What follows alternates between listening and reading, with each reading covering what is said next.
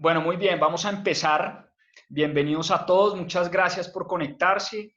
El día de hoy vamos a hablar de inversiones inmobiliarias, cómo hacer buenas inversiones inmobiliarias, sobre todo a propósito de los nuevos subsidios que sacó el gobierno nacional para inversiones en vivienda no bis. Ya vamos a hablar de qué es esto, qué es la vivienda no bis, cómo hacer un análisis técnico, un análisis financiero de este tipo de inversiones inmobiliarias para que sean ustedes los que tomen la mejor decisión y que evalúen si es una buena oportunidad de inversión o no.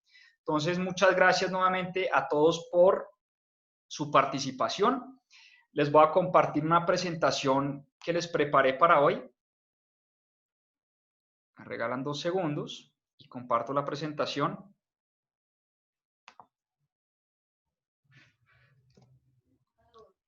Voy a compartir mi pantalla. A los que están ingresando, de pronto les recomiendo apagar sus micrófonos, no sobra decir. Creo que es la frase de moda hoy en día en épocas de COVID. Por favor, apaguen los micrófonos. Bueno, muy bien. Vamos a empezar rápidamente para los que están empezando, los que están entrando, perdón, mis propias finanzas.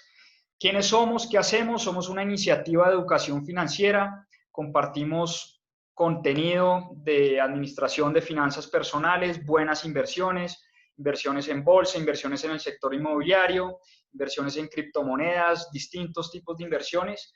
Y estamos compartiendo pues todo el tiempo este tipo de contenido. Así que muchas gracias a todos por seguir nuestras redes sociales, por seguir nuestros canales. Y bueno, vamos a comenzar. El día de hoy vamos a estar hablando de... Qué pena, acá se me paró la presentación. 2 segundos. Les recomiendo los micrófonos nuevamente, por favor. Bueno, muy bien. Hoy vamos a hablar de inversiones en el sector de la vivienda no bis. ¿Por qué la vivienda no bis? El gobierno nacional acaba de sacar un decreto, el decreto 1233.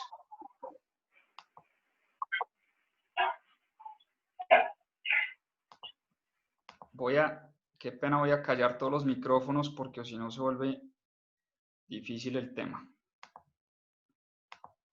Bueno, el gobierno nacional, en cabeza del presidente Iván Duque, acaba de firmar un decreto el 14 de septiembre, la semana pasada, el decreto 1233, y este decreto, habilitó 100.000 subsidios de vivienda para el sector de la vivienda no bis. Y rápidamente quiero hablar de la importancia del sector de la construcción en el país. Es un sector que emplea a más de 2 millones de personas directamente. Es una industria de la que dependen muchísimas familias y es un sector con muchísimo encadenamiento hacia atrás. ¿A qué quiere decir con esto? Que detrás del sector de la construcción no solo están las constructoras del país, sino están todos los contratistas, el contratista del piso, de la estructura, de la carpintería, de las puertas, etcétera, etcétera. Y además de eso, hay toda una cantidad de industrias de materiales de construcción. Entonces están los proveedores de acero, de concreto, del hierro, de los pisos industriales, de las ventanas. Es una industria que mueve muchísimo dinero, es una industria que mueve muchísimos empleos y por eso el gobierno nacional está empeñado a impulsar el sector de la construcción, sobre todo en esta época de crisis económica y de pandemia. Este tema está enmarcado en un programa del gobierno que se llama el Programa de Compromiso por Colombia, que es un programa de recuperación económica pues establecido por el gobierno nacional a raíz de toda esta crisis tan dura que se nos está viniendo con la pandemia y con el COVID-19. Ustedes ya han visto las cifras económicas y más de 5 millones de personas se están yendo a la calle, el desempleo está por el 20% y por eso al gobierno nacional le interesa impulsar las industrias que son estratégicas para el crecimiento de la economía del país. ¿Qué hizo el gobierno en este sentido?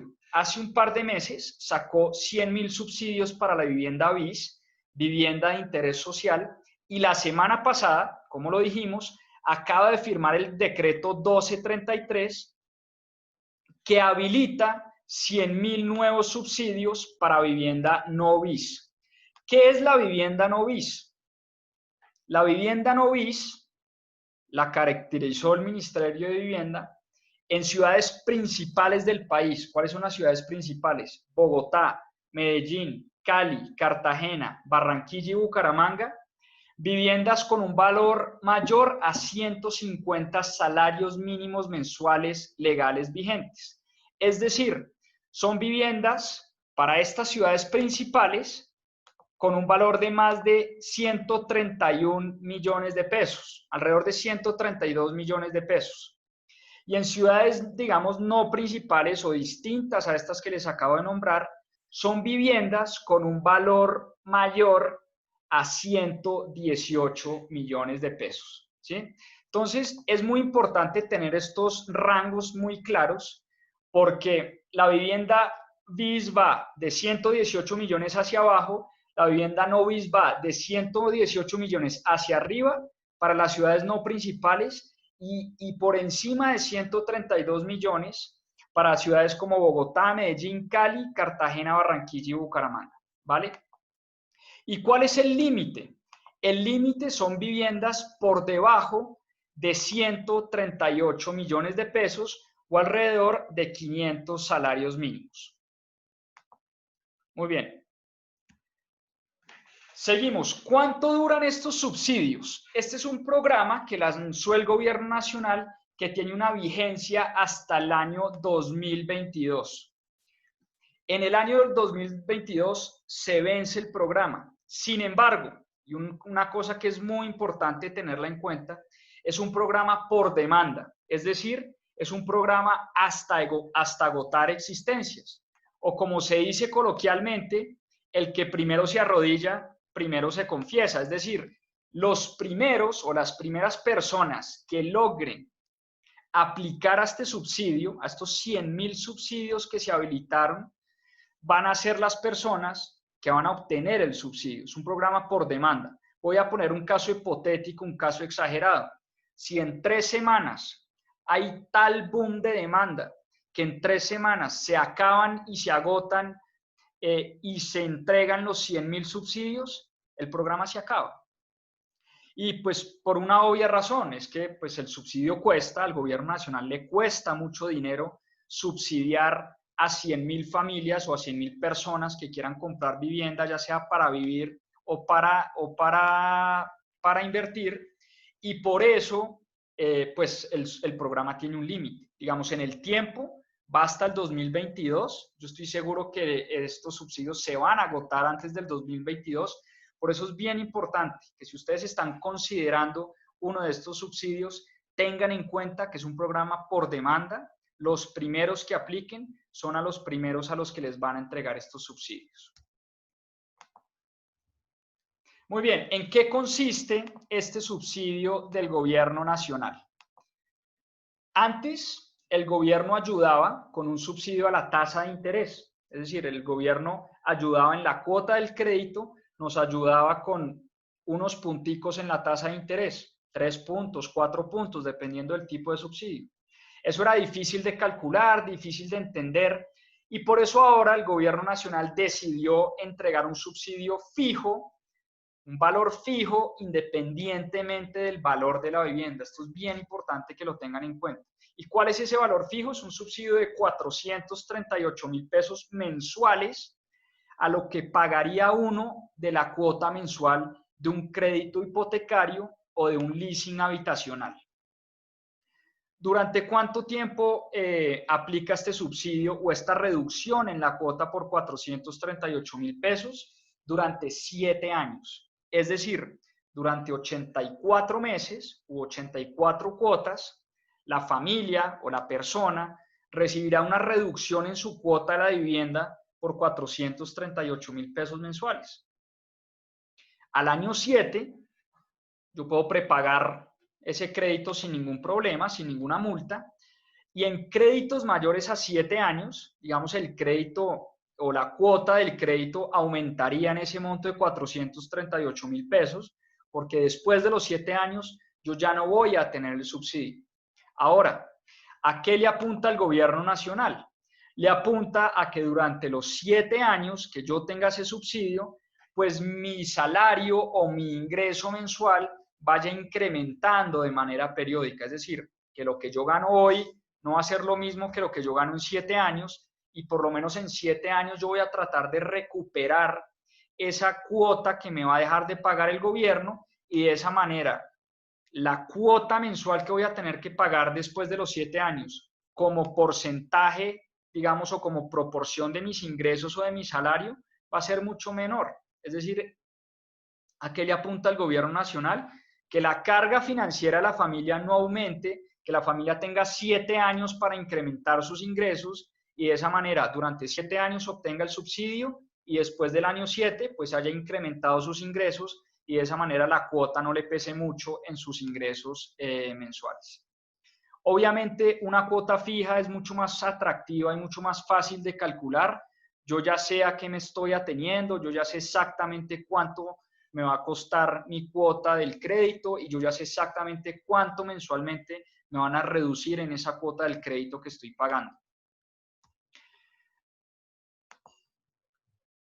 Requisitos. Realmente es un tema muy fácil. El gobierno ha tratado de facilitar la entrega de estos subsidios, y son muy pocos los requisitos que están pidiendo hoy en día para poder aplicar a estos subsidios de vivienda no bis. El primero, no haber recibido subsidio anteriormente, pues por obvias razones. Si yo ya recibí un subsidio del gobierno nacional, pues el gobierno quiere ayudar a personas nuevas que no hayan recibido este tipo de subsidios o cualquier otro tipo de subsidio.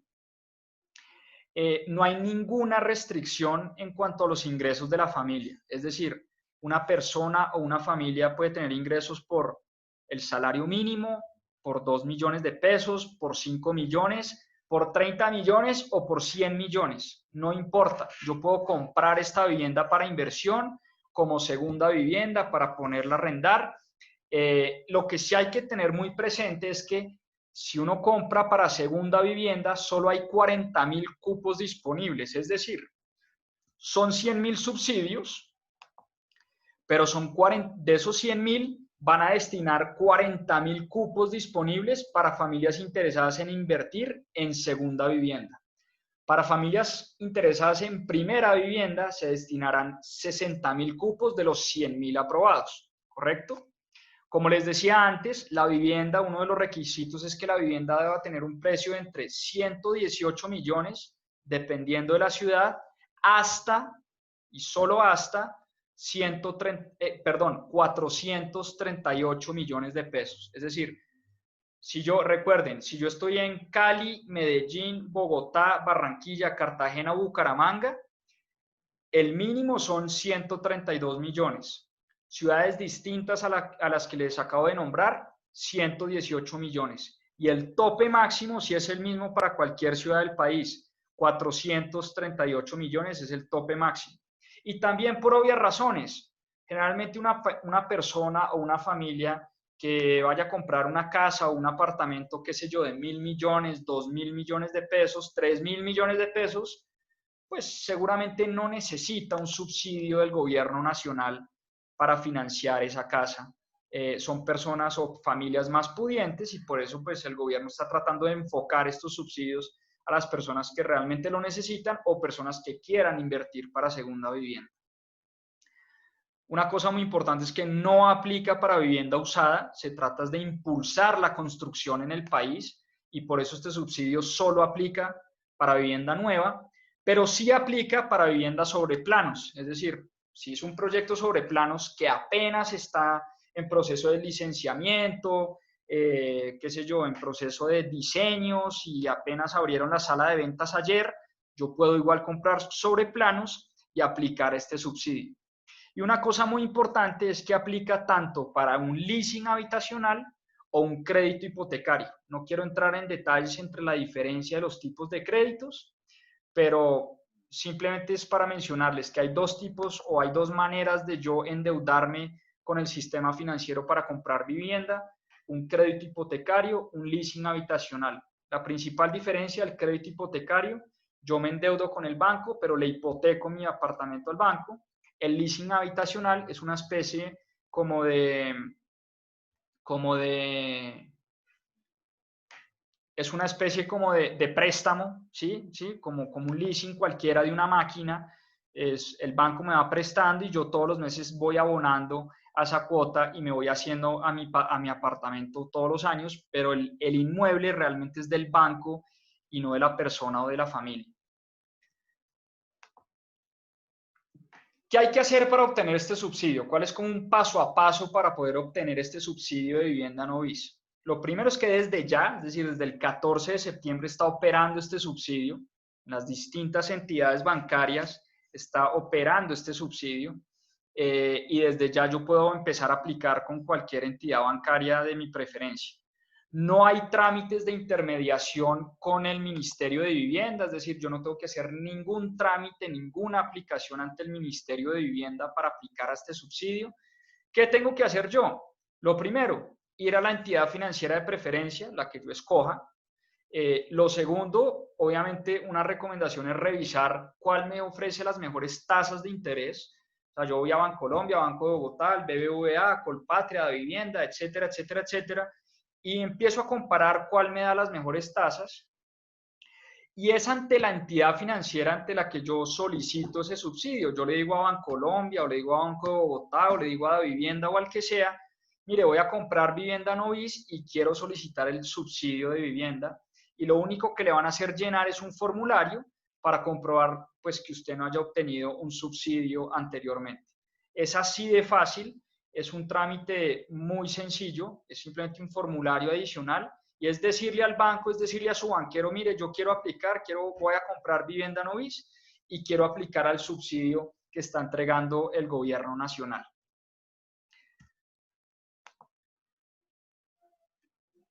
Las cuotas obviamente bajan de manera importante y aquí a manera de ejemplo, yo hice como 3 ejemplos a manera de ilustración con 3 valores distintos de vivienda. Una vivienda de 200 millones, una vivienda de 300 millones y una vivienda de 438 millones de pesos. ¿Cuál sería mi cuota mensual estimada? Y aquí pues es importante tener en cuenta que aquí hay varios supuestos. ¿Y cuáles son los supuestos que tuve en cuenta? Un crédito a 15 años y una tasa del 10.5 efectivo anual. Sin subsidio, para un apartamento de 200 millones de pesos, la cuota me queda más o menos en 1.500.000 pesos. Con subsidio me quedan 1.068.000 pesos. Para una vivienda de 300 millones de pesos, la cuota me queda en 2.260.000 y con subsidio, pues me baja en esos 438.000 a 1.822.000. Y lo mismo, para el tope de no bis, que son 438 millones, sin subsidio la cuota me queda en 3.299.000 y con subsidio 2.861.000. Fíjense que es una resta pues muy sencilla realmente. Es una resta que simplemente yo cojo mi cuota, a mí al final me va a llegar el extracto de lo que le tengo que pagar al banco. Cuota, 3.299.000 menos subsidio del gobierno, 438.000 pesos. Total a pagar mensual durante 7 años, 2.861.000 pesos. Como les digo, esto es a manera de ilustración, eso es más o menos cómo me están quedando las cuotas hoy en día, si yo tomo un crédito a 15 años con una tasa del 10.5 efectivo anual. Y acá pues un tema histórico que seguramente ustedes ya han visto las noticias, el Banco de la República puso la tasa de referencia bancaria más baja de la historia.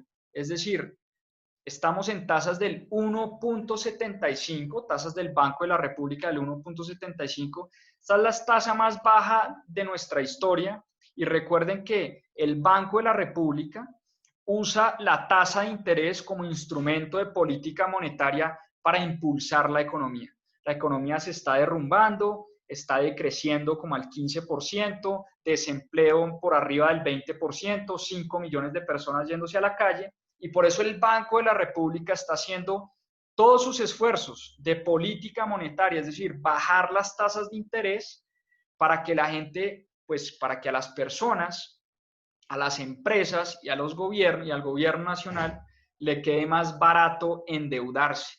A medida en que la gente le queda más barato endeudarse, empieza a haber más consumo, en la medida en que hay más consumo, hay más crecimiento económico, y pues así es como funciona el ciclo económico o una economía. A medida en que la gente empieza a gastar más, ese gasto es un ingreso de otra persona, y ese ingreso de otra persona se convierte en gasto, y de esa manera la economía se empieza a recuperar.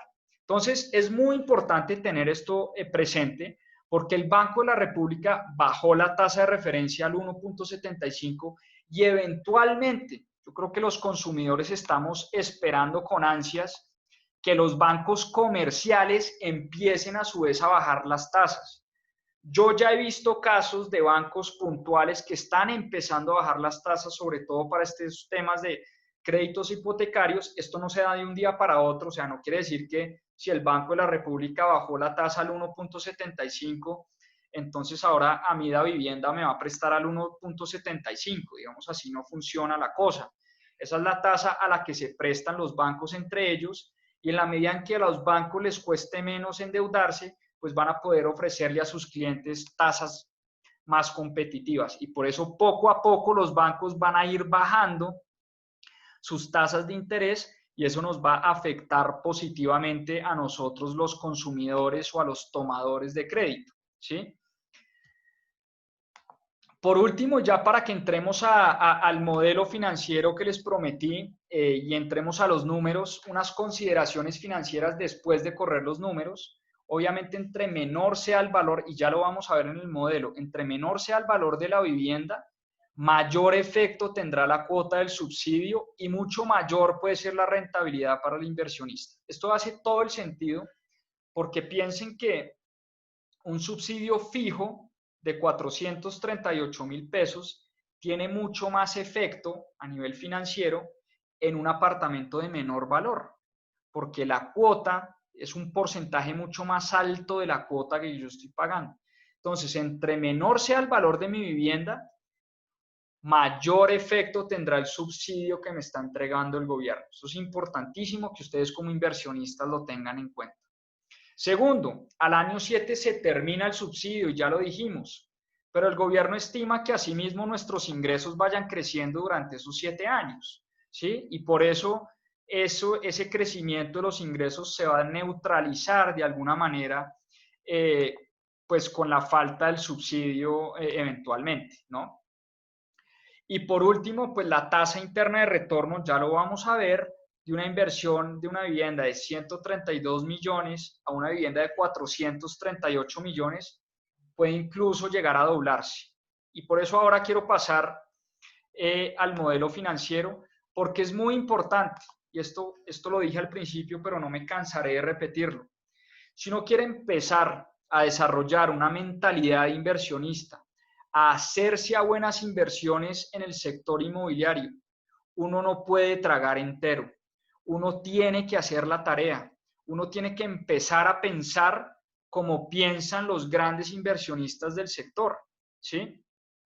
¿Y cómo piensan los grandes inversionistas del sector o qué hacen los grandes inversionistas del sector?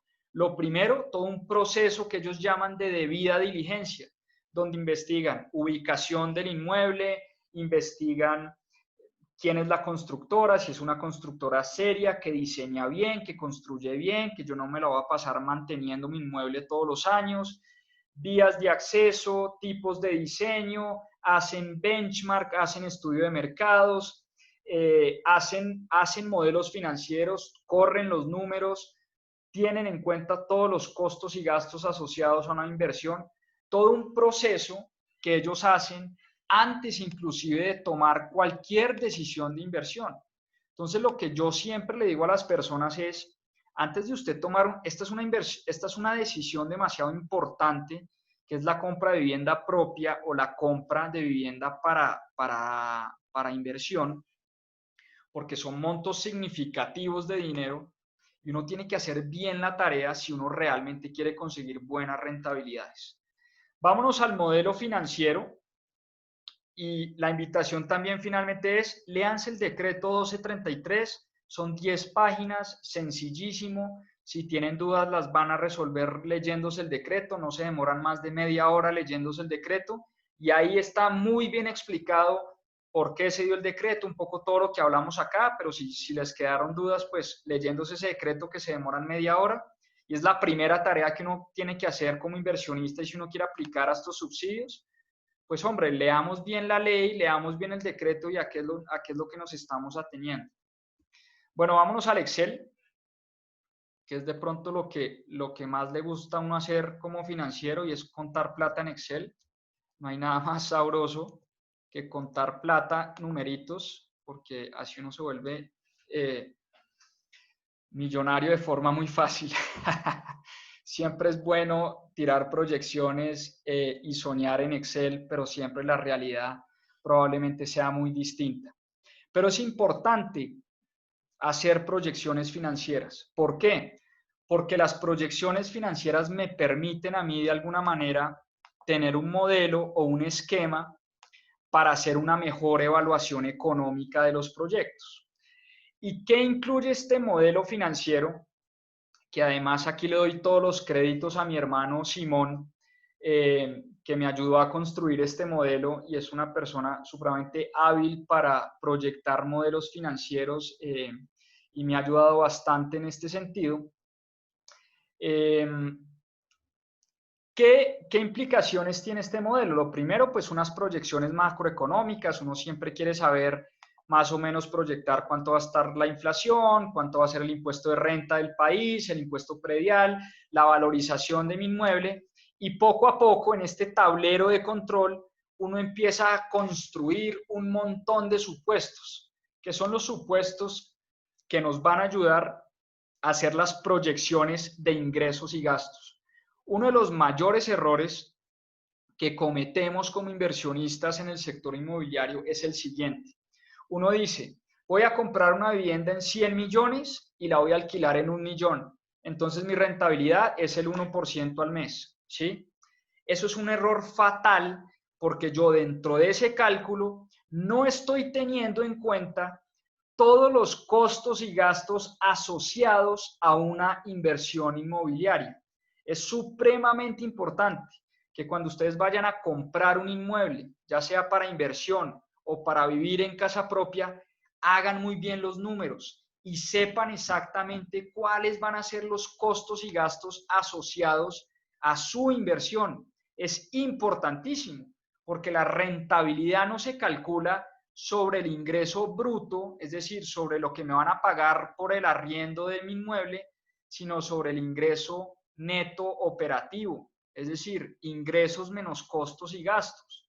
La medida en que yo a mis ingresos le resto mis costos y gastos, así es como puedo calcular realmente cuánto me está rentando mi inmueble todos los años. Entonces, supuestos de compra. 132 millones, la base mínima. Yo estoy asumiendo que voy a comprar en una ciudad principal en Colombia. Seguimos, fecha. Voy a decir que lo voy a comprar en enero del 2021.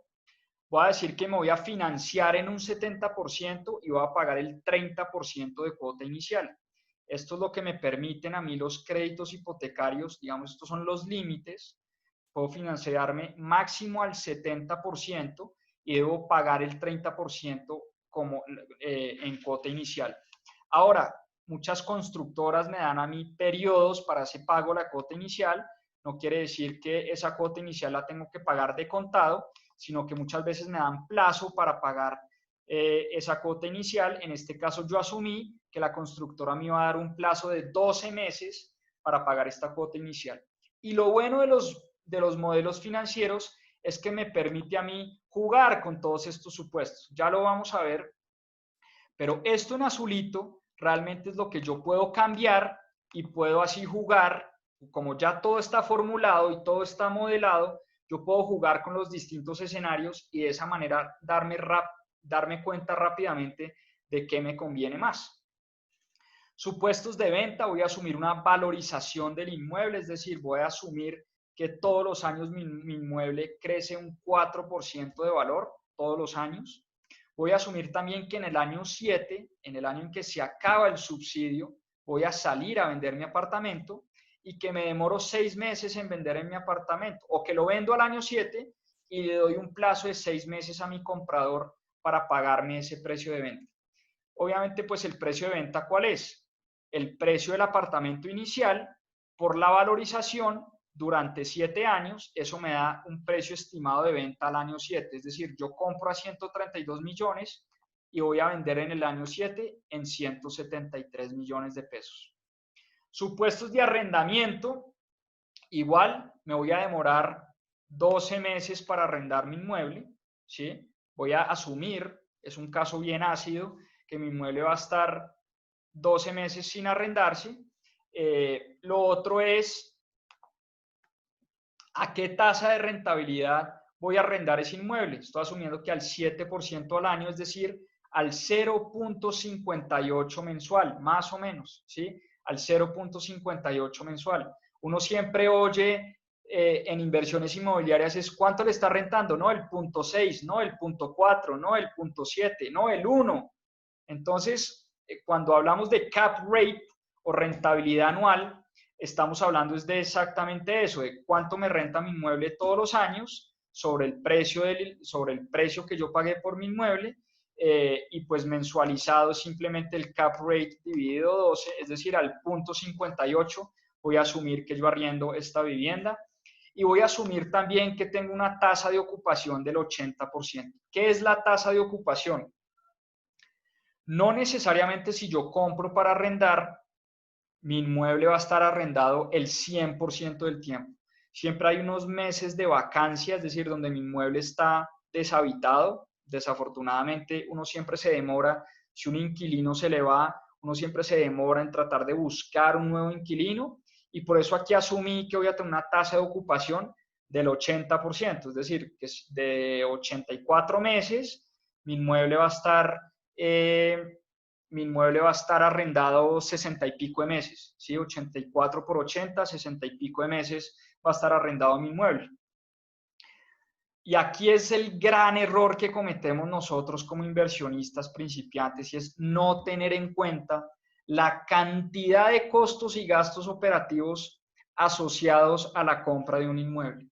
¿Y cuáles son algunos de esos gastos operativos? Lo primero, cuotas extraordinarias. No falta que yo compre un apartamento y mi conjunto me diga, no, es que la cuota extraordinaria para poner el jardín bonito. O no, voy a cobrar una cuota extraordinaria porque vamos a hacer un gimnasio. Y todas esas cosas son gastos que uno no contempló desde el principio. Y por eso siempre pongo yo, cuando hago mis proyecciones financieras, un rubro que me calcule esas cuotas extraordinarias, que es el 0.2% sobre el valor del inmueble. Lo mismo los costos de mantenimiento. No sobra la gotera, la luz, el enchape, el piso, la cosa, el rayón, la pintura. Todos esos costos de mantenimiento hay que tenerlos en cuenta si yo quiero pues mantener bonito mi inmueble. Tercero, comisión inmobiliaria. Generalmente, cuando yo compro para arrendar, pues yo contrato una inmobiliaria que me ayude a buscarle arrendatario a ese inmueble y ese arrendatario me cobra generalmente a precio de mercado, aunque todo es negociable en la vida, pero me cobra un mes de arriendo al año. Es decir, si el arriendo vale 1.000.000 de pesos todos los meses, la inmobiliaria me va a cobrar ese primer mes de arriendo o 1.000.000 de pesos. Entonces, por eso lo calculo acá como un mes de arriendo al año. Hay seguros, hay otros gastos, gastos notariales y de escrituración, súper claves. Uno siempre comete el error de decir, voy a comprar un apartamento, ¿cuánto vale? 300 millones de pesos, listo, perfecto, entonces yo tengo para la cuota inicial el 30%, 3 por 3, tengo 90 millones de pesos y el 70%, 210 millones de pesos lo voy a financiar con un banco. Perfecto, consigo la financiación. Cuando llego donde la constructora a pagar, la constructora me dice, listo, perfecto, ya está el inmueble, camine para la notaría y escrituramos y camine a la oficina de registro y registramos la escritura a nombre suyo. Y eso tiene unos costos. Entonces, si mi inmueble costaba 300 y yo me endeudé en 210, pero de pronto a veces eso me cuesta 10 o 15 o 20 millones de pesos la sola escrituración del inmueble a nombre mío. Y son esos gastos que no tenemos en cuenta y es un error gravísimo que cometemos los inversionistas o los compradores de vivienda, porque entonces después, como no sabíamos que nos iba a tocar pagar gastos de escrituración y de registro, pues salimos a endeudarnos con el amigo, con el primo, con el que sea, porque uno, pues pucha, ¿cómo es que voy a comprar mi apartamento y no tengo ni siquiera para la escritura?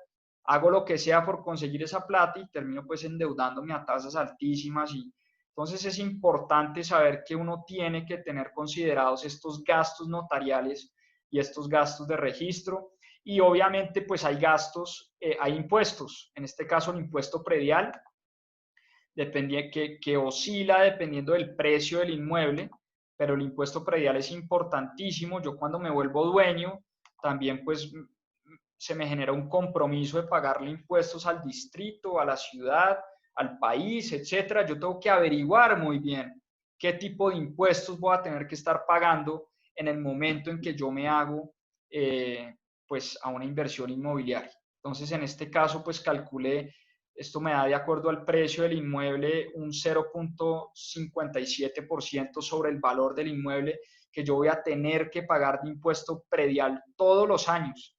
Entonces, si yo no me programo para pagar este impuesto, pues me va a llevar sorpresas pues muy aburridoras, ¿no? ¿Qué es la estructura de capital? Es simplemente cuánto de mi inmueble voy a financiar yo. Es decir, si el inmueble me vale 300 millones de pesos, ¿cuánta deuda voy a tomar con el banco y cuánto capital propio voy a poner? Digamos, por ley, para un crédito hipotecario me permite financiarlo hasta el 70% del valor del inmueble. Cuando es un leasing habitacional lo puedo llevar hasta el 90%. Obviamente, entre más deuda, pues más compromiso, más intereses, más cuota, más todo, ¿no? Más riesgo, más rentabilidad, eso sí. Como dice la famosa frase, a mayor riesgo, mayor rentabilidad. Entre más me endeude yo, más rentable va a ser mi inversión, pero mucho más riesgosa también va a ser. Entonces es importante que ustedes tengan eso en cuenta. Entonces, pues, ¿cuáles son los supuestos del crédito hipotecario? ¿Cuánto voy a financiar yo? Simplemente una multiplicación directa. El precio de mi inmueble, 132 millones, por el 70% de financiación, voy a tener que financiar 92.400.000 pesos. ¿A qué tasa? Todos estos son supuestos. Al 10.5 efectivo anual. Yo voy a asumir que el banco me va a cobrar el 10 efectivo anual. ¿Cómo hago yo para saber más o menos cuánto me cobra el banco? Todos los bancos, y esto a manera de tip y de consejo, todos tienen simuladores de deuda. Métanse google.com, da vivienda, simulador, crédito hipotecario. Más o menos calculen cuánto es su deuda, 92.400, sus ingresos, y el simulador le dice más o menos cuál es la tasa que le va a cobrar el banco para que usted pueda hacer estas proyecciones.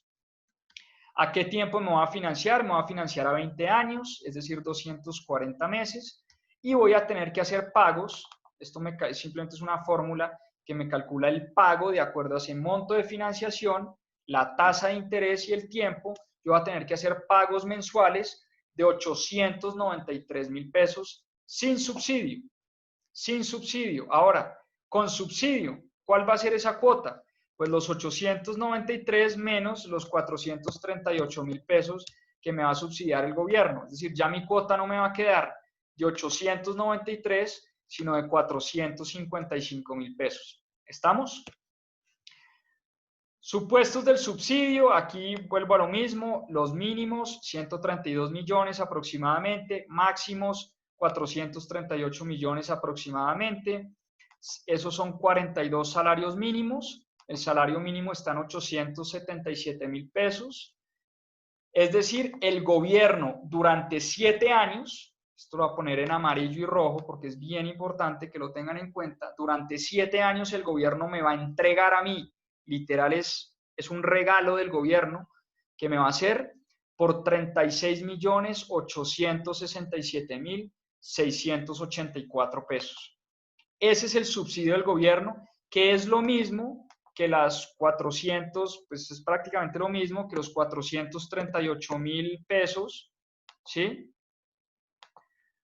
Durante un periodo de, durante un periodo de 84 meses. Es prácticamente pues lo mismo, hay una pequeña variación ahí porque no son 438.000 pesos exactos, sino un cachito más, pero son 438.000 pesos mensuales que al final suman 36.867.000 pesos. Entonces, ¿cuál fue la pregunta que me hice yo como inversionista cuando leí esta noticia y empecé a leer esta noticia en prensa y me leí el decreto? Yo dije, oiga, vivienda no bis, estos son los rangos de precio y el gobierno me va a regalar literalmente casi 37 millones de pesos. O sea, el gobierno me va a entregar un cheque por 37 millones de pesos. ¿Será que esta es una inversión rentable? Entonces, estas son las preguntas que uno se empieza a hacer como inversionista para realmente tomar la decisión de si esto es bueno o es algo malo.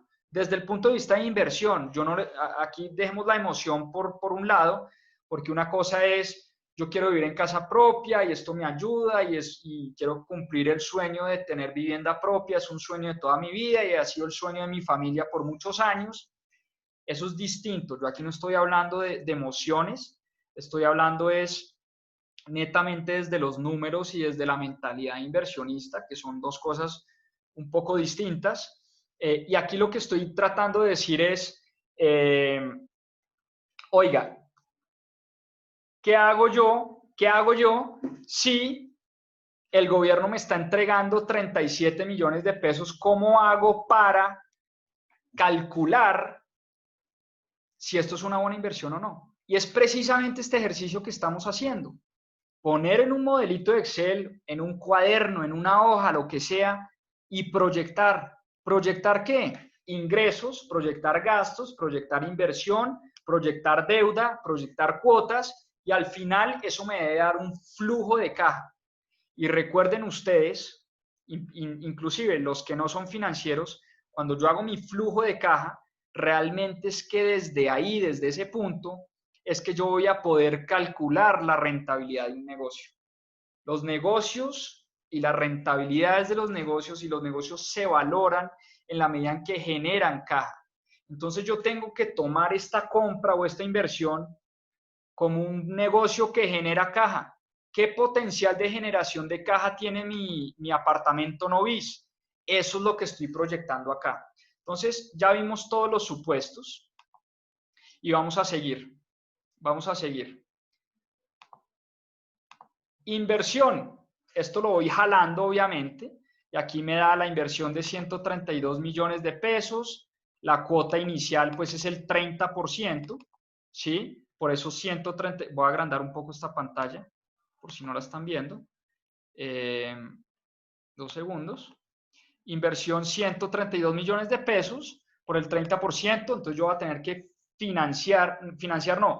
poner 39.600.000 de cuota inicial y el resto lo voy a financiar con el banco. ¿Cómo voy a pagar esos 39 millones de pesos? Recordemos que yo había dicho en la casilla inicial, en la plantilla inicial, que la constructora me iba a dar 12 meses. Entonces yo aquí a la derecha lo proyecto mensual. Como yo compré mi apartamento en enero del 2021, durante 12 meses voy a pagar cuotas iguales de 3.300.000 pesos. Y eso me da los 39 millones que debo pagar como cuota inicial, ¿correcto? Eso es por el lado de la inversión. Por el lado de los ingresos, volvemos a lo mismo. ¿Cuánto me costó el apartamento? 132. Qué pena, nuevamente agrando esto acá. ¿Cuánto me costó el apartamento? 132 millones de pesos, ¿correcto? ¿Cuál es el cap rate? Recuerden lo que es el cap rate, la rentabilidad esperada. Yo espero que a mí un arrendatario me pague el 0.58% todos los meses sobre esa inversión. Es decir, 132 millones por 0.58, eso me da un arriendo de 770.000 pesos mensuales que me va a pagar un potencial arrendatario por yo arrendarle este apartamento.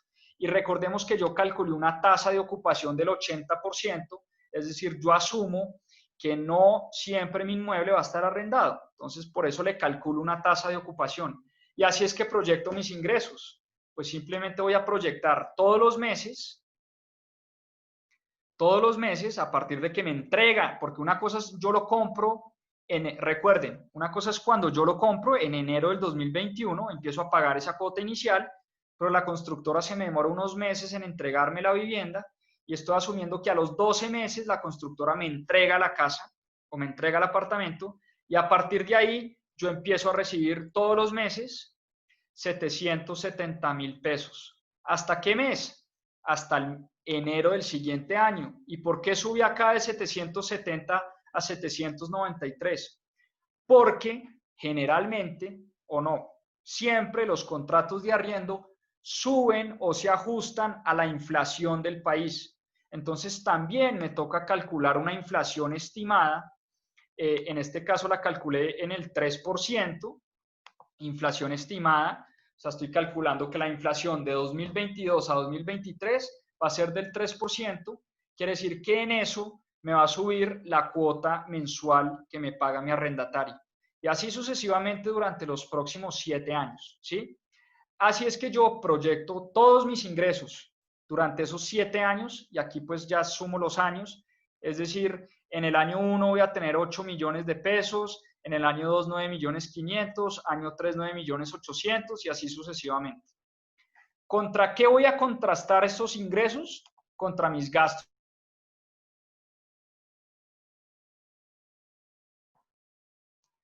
Perdón, voy a contrastar esos ingresos contra mis gastos operativos. ¿Cuáles son mis gastos operativos? Ya lo vimos en la plantilla 1. Cuotas extraordinarias, mantenimientos, comisiones inmobiliarias, seguros, gastos notariales, gastos de escritura, gastos de registro, impuestos, etcétera, etcétera, etcétera. Proyecto todos mis gastos.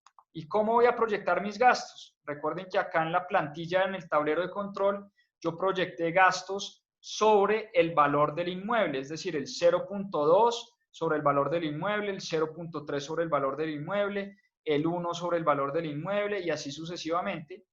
Proyecto mis gastos todos los meses. Digamos, en enero, ¿qué voy a pagar? Gastos de escrituración, nada más, porque el inmueble todavía pues no es mío, no lo tengo, entonces gastos de mantenimiento cero, cuotas extraordinarias cero, gastos de seguro cero, porque todavía no estoy pagando eso. Es cuando me entregan realmente el inmueble que empiezo a pagar un mundo de gastos, costos y gastos asociados a ese inmueble, ¿sí?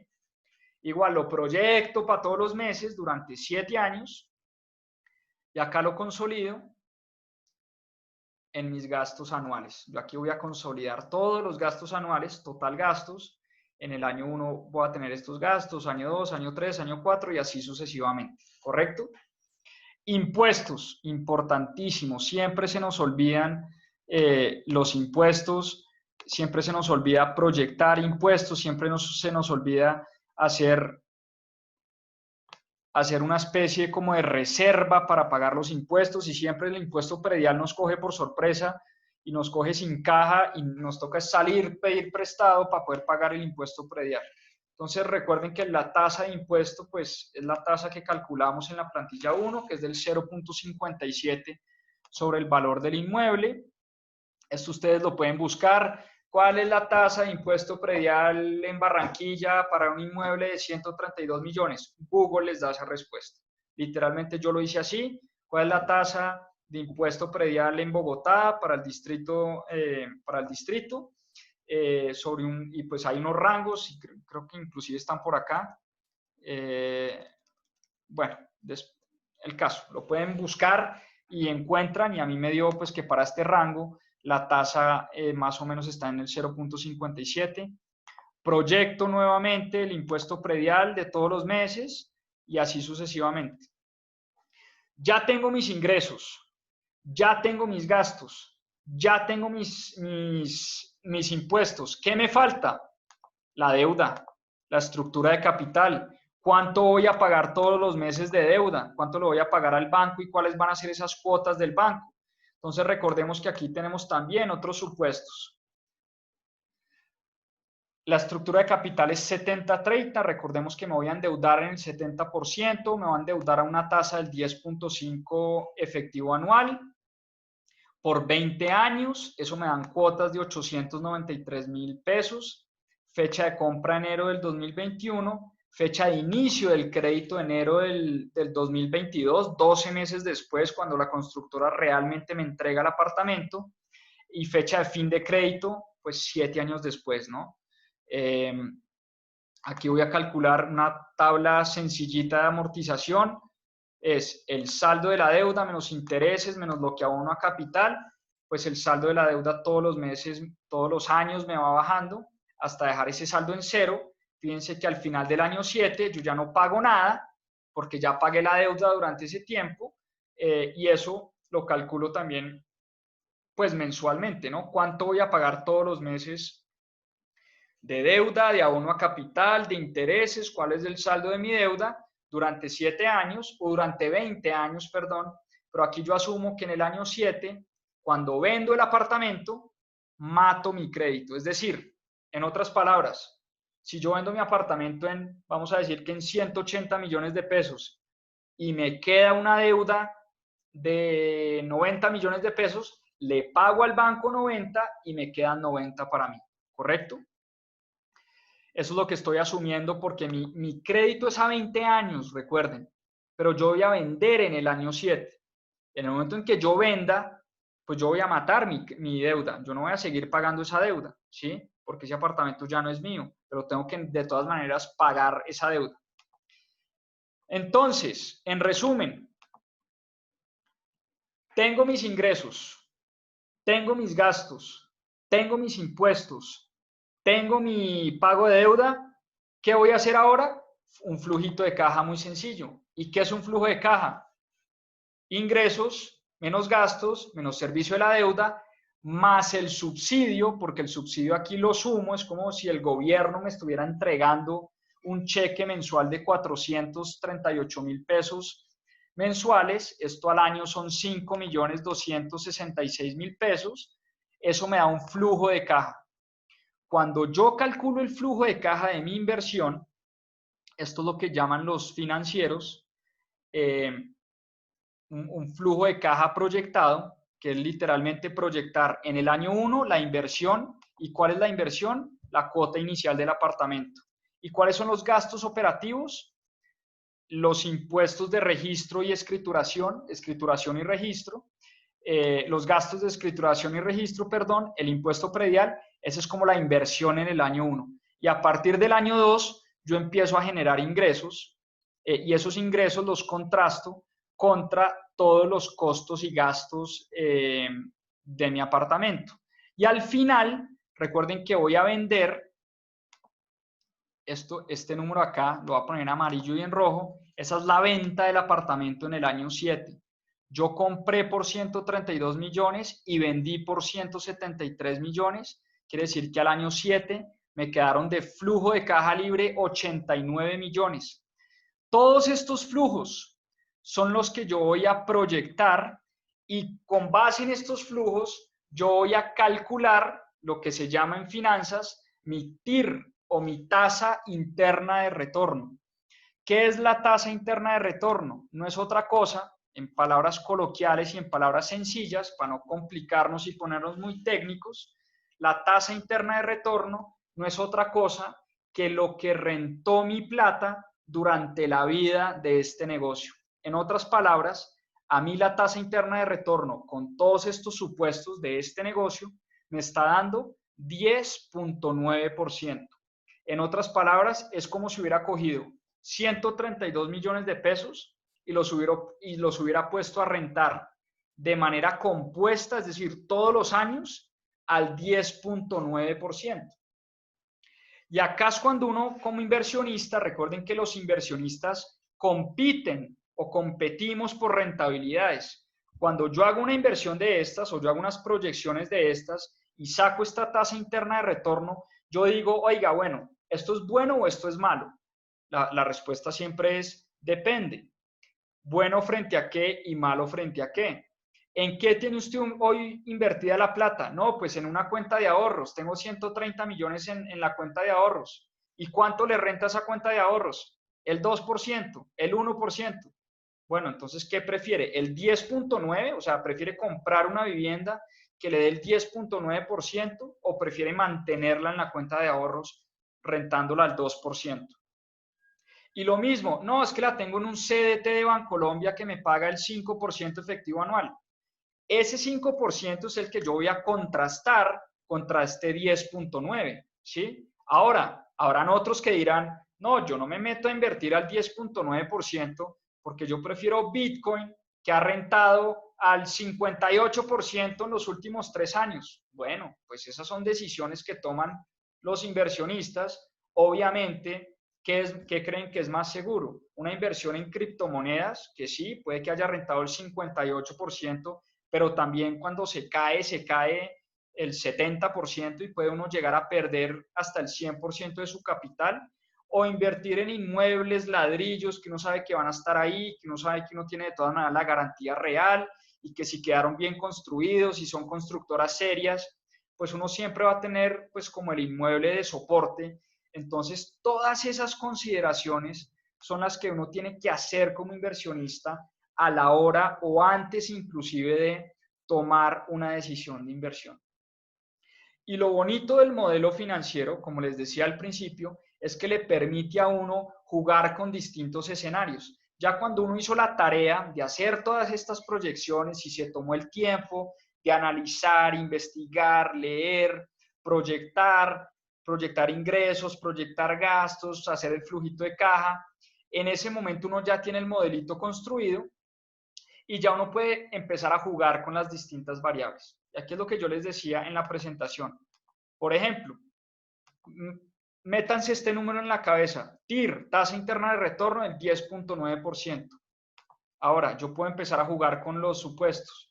Yo digo, oiga, ¿qué pasa si es un apartamento ya no de 132 millones, sino de 438, que es el tope máximo? ¿Qué le pasa a la rentabilidad de este negocio? Bueno, vamos a ir al flujo de caja. Se cae al 5.1. ¿Por qué razón? Por la razón que yo les explicaba en la presentación. Porque es que una cuota, un subsidio, ¿sí?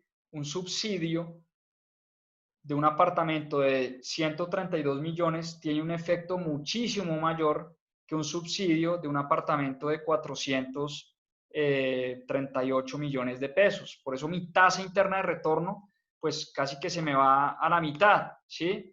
Ahora me devuelvo 132 millones y puedo empezar a jugar con supuestos. ¿Qué pasa si yo no financio el 30% de la cuota inicial, sino voy a pagar el 50-50? ¿Qué le pasa a mi rentabilidad?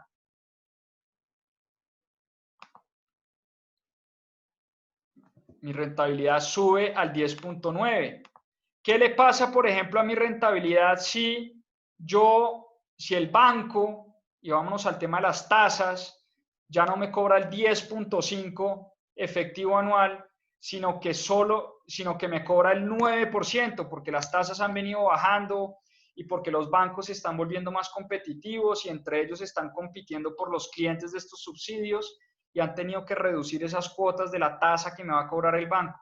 Entonces, si el banco en vez de cobrarme el 10.5 efectivo anual, me cobra el 9, ¿qué le pasa a mi flujo de caja y a mi tasa interna de retorno? Fíjense lo que pasa.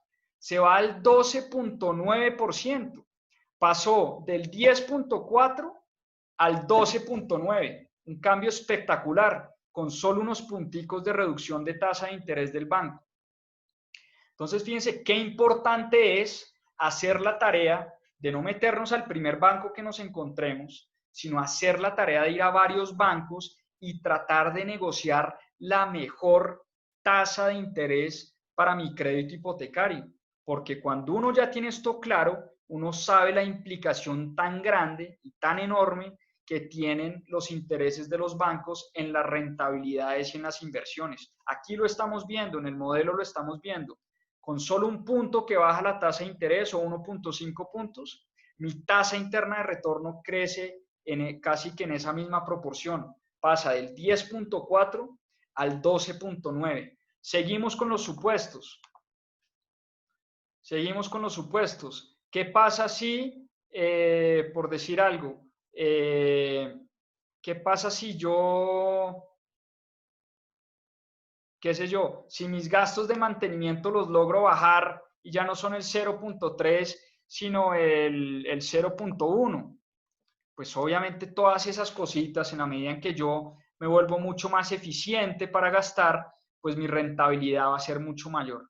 Y así sucesivamente, yo creo que el mensaje está muy claro. En la medida en que yo construya un modelito financiero de estos, un modelito que me permita a mí proyectar ingresos, proyectar gastos, jugar con los distintos supuestos y hacer bien la tarea, yo voy a poder tomar mejores decisiones de inversión. Yo voy a poder entender dónde es que está el dinero, dónde es que está la plata. Aquí nos estamos dando cuenta.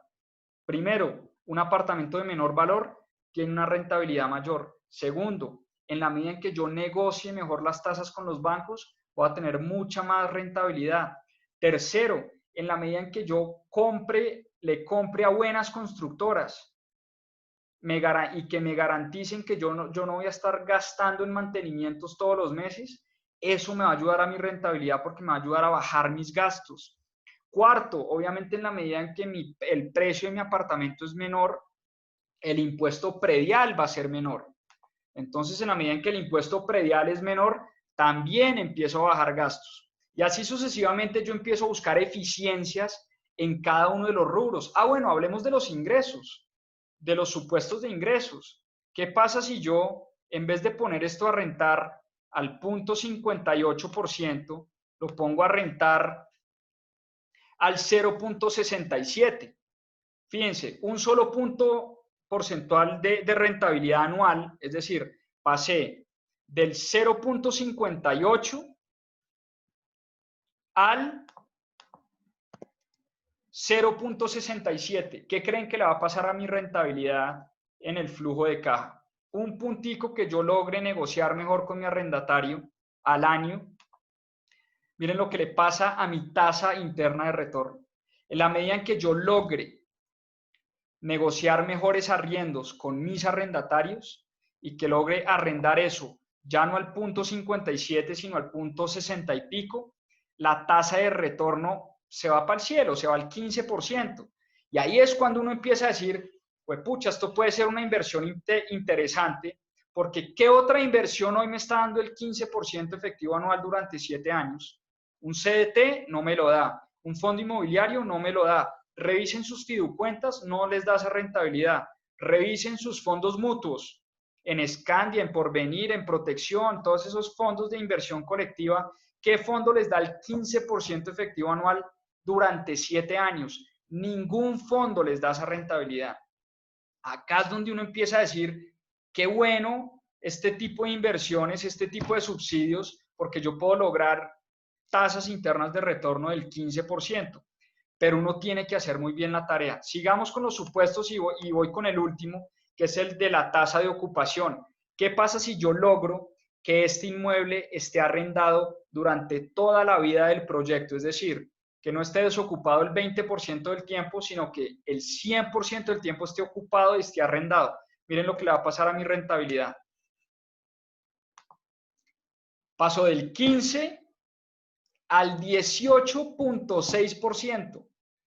Si yo logro que este inmueble esté arrendado el 100% del tiempo durante 7 años, voy a lograr subir casi 3 o casi 4 puntos en mi tasa de rentabilidad. Entonces hay un montón de variables que uno tiene que tener en cuenta. Yo creo que el principal error que uno comete como inversionista es meterse a la primera sala de ventas que ve, creerle al vendedor, digamos, tragar entero, como dice uno coloquialmente, sin hacer los números. La persona obviamente pues está vendiendo y comisiona por ventas y le va a decir, esto renta buenísimo, esto siempre es bueno, los gastos van a ser bajitos, el inmueble siempre se valoriza. Entonces pues uno simplemente le cree, pero no hace este tipo de ejercicios y no hace estas tareas.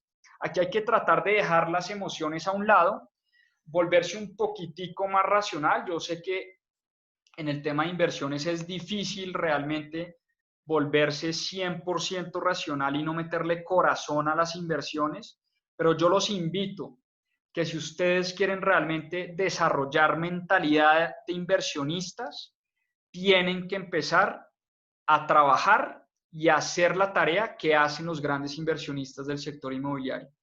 ¿Y qué es lo que hacen los grandes inversionistas del sector inmobiliario? Esto que acabamos de hacer nosotros esta noche.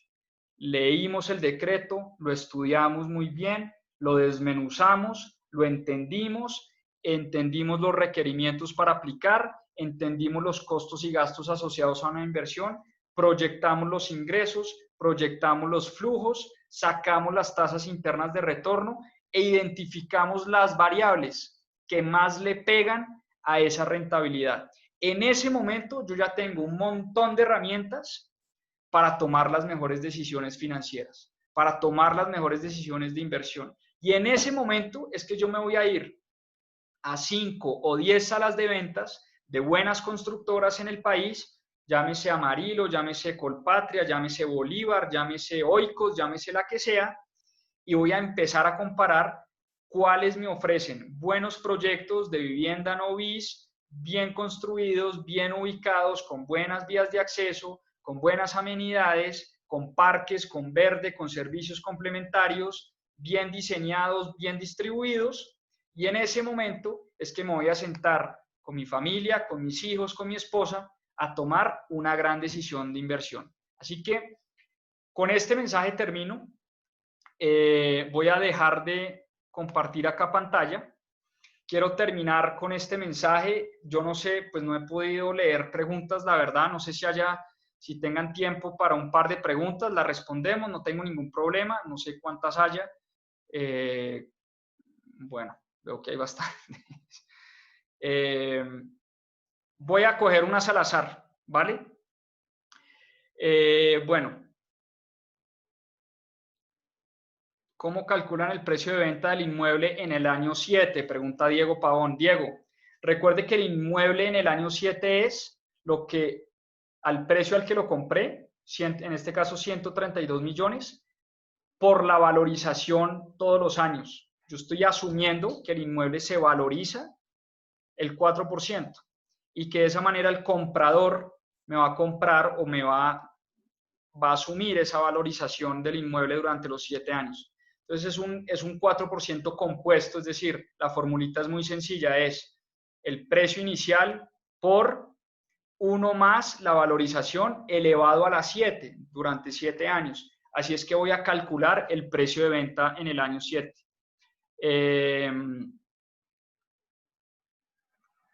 Pilas con las consultas a los bancos que no afecten su puntaje. Es súper importante eso. Digamos, los bancos están todo el tiempo monitoreando nuestro puntaje y nuestro score de crédito, pero pues yo creo que vale la pena hacer esa tarea de hablar con varios bancos, cuáles nos ofrecen las mejores rentabilidades, las mejores tasas, perdón, porque ya vimos el efecto gigante que tiene una disminución en la tasa de interés en la rentabilidad de mis inversiones.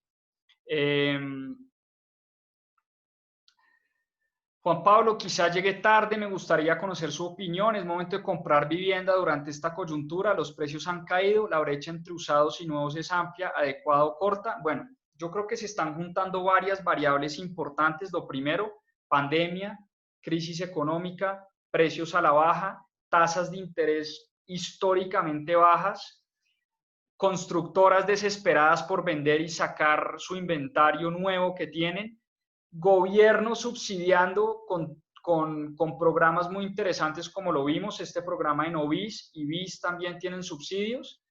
Yo creo que se están alineando todos los astros realmente para hacerse a una vivienda. Creo que es un buen momento, pero hay que hacer la tarea.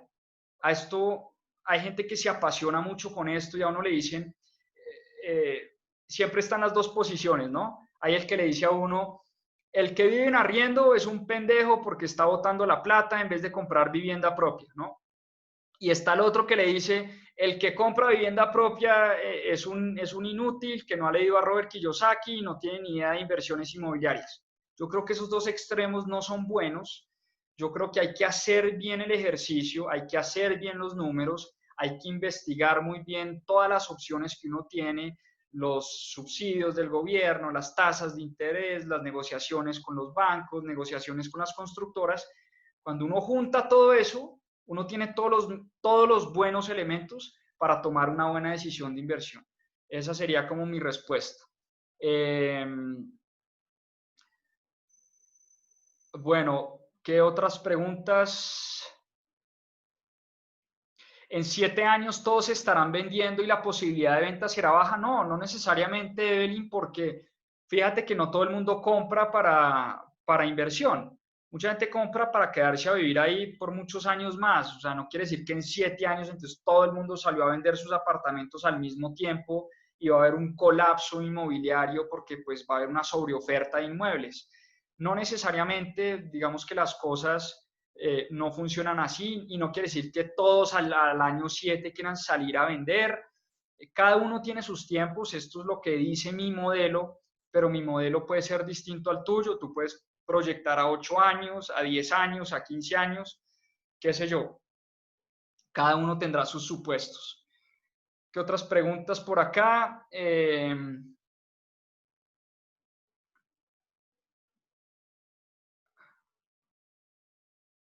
A ver, ¿qué otras preguntas por acá? ¿Por qué asumes una valorización del 4%? O más bien, ¿cómo calcular una valorización acercada a la realidad? Bueno, esto se da un poquito más como por el estudio del sector. Hay estudios, si ustedes los pueden encontrar, de verdad que a veces la respuesta es muy simple, pero Google es un gran maestro, pero hay estudios, uno encuentra estudios de históricamente cuánto se han valorizado los inmuebles en distintos sectores, cuánto se han valorizado las oficinas, los centros comerciales, los locales comerciales, las viviendas BIS, las viviendas no BIS, las viviendas estrato 3, 4, 5.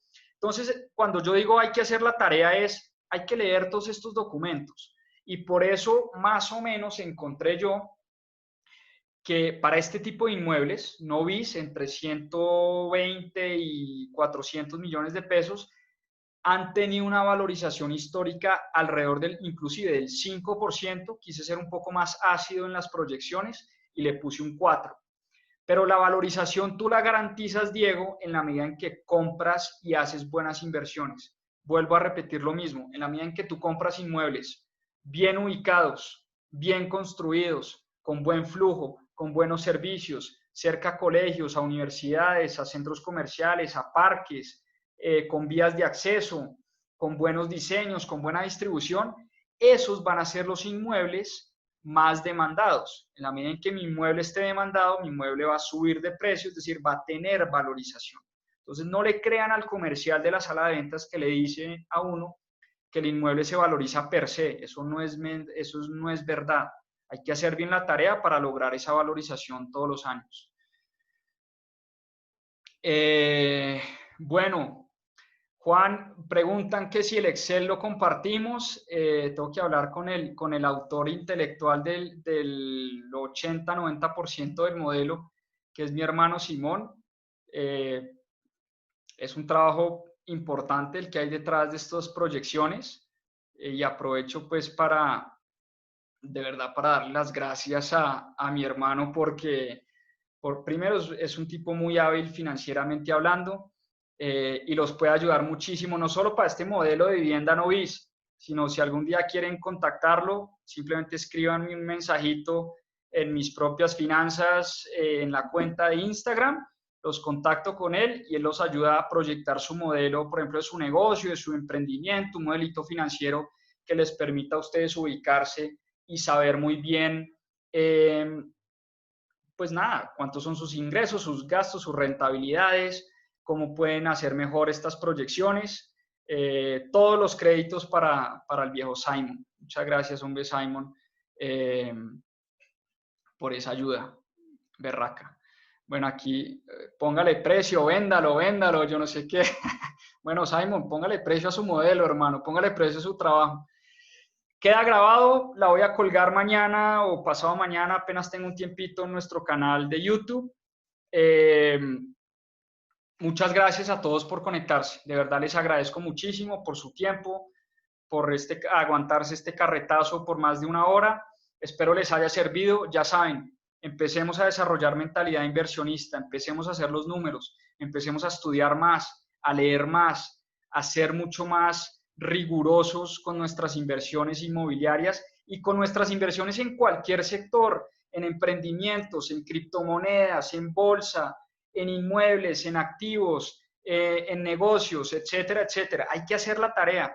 Si hacemos bien la tarea, vamos a garantizar, vamos a minimizar el riesgo. Nadie le garantiza a uno buenas rentabilidades, pero vamos a minimizar el riesgo y vamos a elevar muchísimo más esa oportunidad de ganar mucho más plata. De eso se trata este ejercicio. Muchas gracias a todos. Si creen que a alguien le puede servir o creen que hay alguien pensando en invertir en vivienda Novis, compartan este video, lo pongo mañana en el canal de YouTube. Voy a hablar con el viejo Simon a ver si el modelito financiero, porque pues no me atrevo a regalar su trabajo de muchas horas de sueño. Entonces, pues nada, hablo con el hombre a ver si compartimos ese Excelito.